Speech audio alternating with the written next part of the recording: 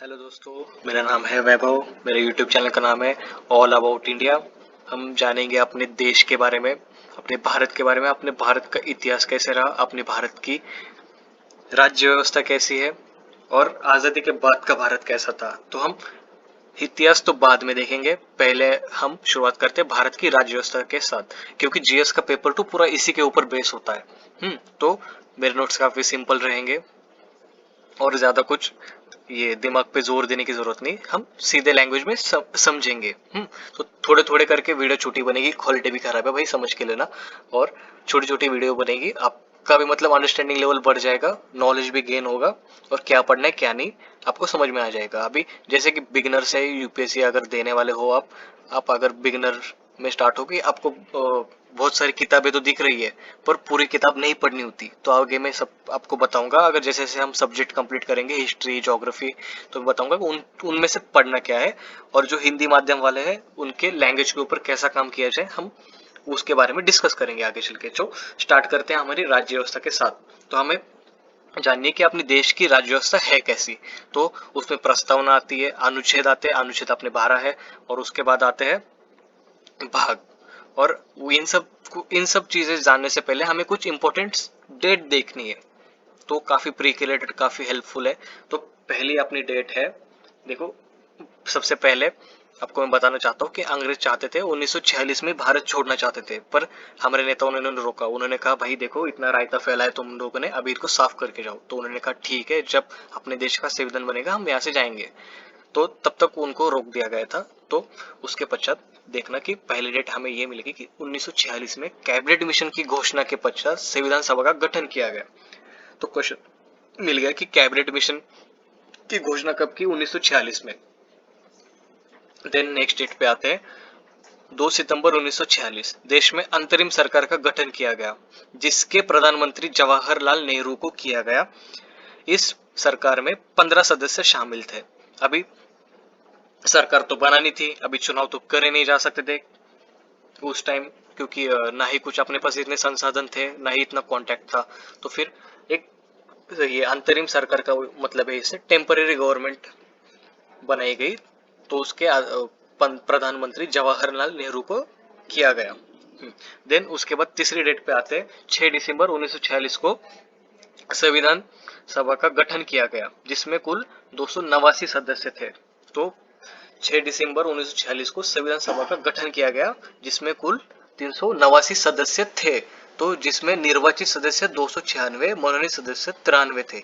अभी निर्वाचित सदस्यों का मतलब है चुने हुए सदस्य, और मनोनीत सदस्य मतलब अपने देश में देशी रियासत थी तो उनके लिए गए सदस्य, उनको मनोनीत सदस्य कहा गया है। और हम आगे देखेंगे विभाजन के पश्चात संविधान सभा का प्रारूप कैसा था। अभी देश तो आजाद हुआ, फिर उसके बाद 389 में से वो कुछ सदस्य विभाजन के बाद पाकिस्तान में चले गए। तो उसके बाद का प्रारूप हमें देखना है, ये एक नोट की बात है।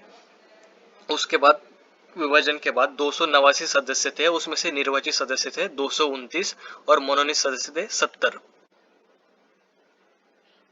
तो अगली डेट के ऊपर आते हैं 9 दिसंबर 1956, संविधान सभा की पहली बैठक का आयोजन हुआ। डॉक्टर सच्चिदानंद सिन्हा को एक दिन के लिए संविधान सभा का अध्यक्ष बनाया गया।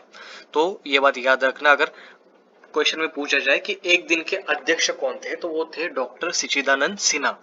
वो थे एक दिन के अध्यक्ष। और संविधान सभा की पहली बैठक 9 दिसंबर 1956 को हुई। देन उसके बाद आगे आते हैं 11 दिसंबर 1956, डॉक्टर राजेंद्र प्रसाद को स्थायी अध्यक्ष बनाया गया और उपाध्यक्ष एच.सी. मुखर्जी और टी.टी. कृष्णमाचारी थे।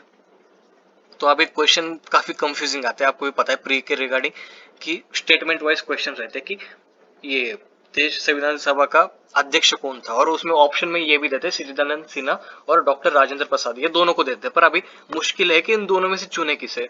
तो फिर चुनेंगे हम डॉक्टर राजेंद्र प्रसाद जी को, क्योंकि वो स्थायी अध्यक्ष थे। अगर पूछा जाए कि एक दिन के अध्यक्ष कौन थे, तो डॉक्टर सच्चिदानंद सिन्हा थे। तो आते हैं आगे आगे वाली डेट पे। और ये भी एक नोट लगा लेना कि सर बी.एन. राव को संविधान सभा का वैधानिक सलाहकार बनाया गया। वैधानिक सलाहकार कौन थे, तो अब बी.एन. राव। तो आगे आते हैं अगली डेट के ऊपर 13 दिसंबर 1946 जवाहरलाल नेहरू ने संविधान सभा में उद्देश्य प्रस्ताव पारित किया, जो आगे जाके संविधान की प्रस्तावना बना। तो मतलब याद रखना, जो अपनी प्रस्तावना है वो है संविधान सभा का उद्देश्य प्रस्ताव, जो कि जवाहरलाल नेहरू ने दिया गया था संविधान सभा को। तो आगे आगे की डेट पे हम बढ़ते हैं। 12 जुलाई 1947 राष्ट्रध्वज को अपनाया गया। अभी काफी ये मतलब ये फैक्ट है कि ये हमें पता नहीं रहता कि अपना जो तिरंगा है उसको हमने अपनाया कब। तो उसकी डेट है 12 जुलाई 1947 और उन उसका निर्माता किससे माना जाता है? पिंगली वेंकैया, इनको राष्ट्रध्वज का निर्माता माना जाता है।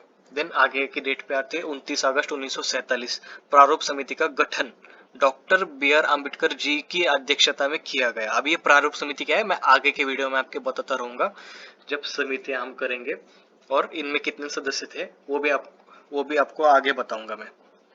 देन आगे की डेट पे आते हैं 26 नवंबर 1949 संविधान को अंगीकार किया गया। अंगीकार का इसका मतलब है स्वीकार किया गया। और हर साल 26 नवंबर को संविधान दिवस मनाया जाता है। तो संविधान, और एक फैक्ट की बात है, संविधान पर कितने लोगों की हस्ताक्षर है अगर पूछा जाए तो 284 लोग सदस्यों की हस्ताक्षर है। और 10वां है 24 जनवरी 1950 राष्ट्रगान को अपनाया गया। तो अभी क्वेश्चन आता है कि पहला राष्ट्रगान कब गाया गया? तो फिर पहला राष्ट्रगान तो आप नोट लगा लेना कि 1911 के कलकत्ता अधिवेशन में सर्वप्रथम राष्ट्रगान को गाया गया था। अभी एक सबसे इंपॉर्टेंट डेट के ऊपर आते हैं 26 जनवरी 1950 संविधान को लागू किया गया। अभी इसी डेट को क्यों लागू किया गया?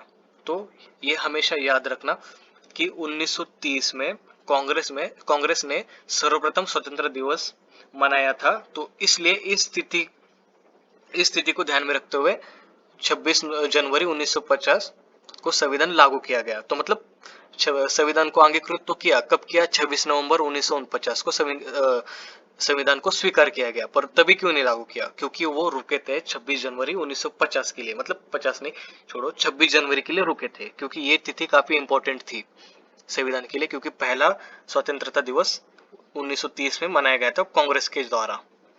तो हमें ये बात याद रखनी है। तो हम अगले क्लास में देखेंगे कि अपना प्रथम मंत्रिमंडल कैसा था। देन उसके बाद संविधान के स्रोत हम देखेंगे कि किन किन देशों से कौन से आइडियाज हमने लिए हुए हैं। तो हम आगे आगे की क्लास में देखेंगे। तो अभी के लिए यहीं पे रोक देते हैं। माफ करना वीडियो की क्वालिटी के लिए, और चैनल को सब्सक्राइब करना अगर अच्छा लगे, और कमेंट जरूर करना कि वीडियो कैसी रही।